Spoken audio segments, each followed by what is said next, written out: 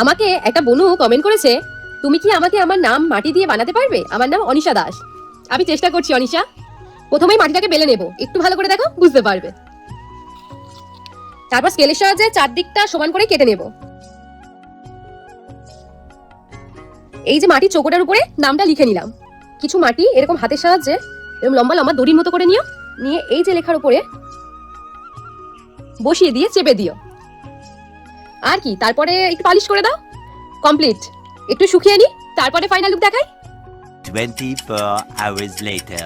শুকিয়ে গেছে, এবারে এটাকে রং করা যাক। আমাকে একটা বোন কমেন্ট করেছে, দিদি ভাই আমার নামটা নিও। আমার নাম সাবনুর। হ্যালো সাবনুর, আমাকে এত ভালোবাসা দেওয়ার জন্য ধন্যবাদ।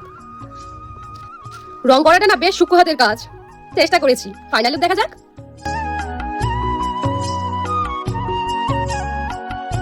কেমন হয়েছে তোমরাই জানিও। আজ তাই পর্যন্ত, দেখা হবে নতুন কোনো ভিডিওতে। বাই।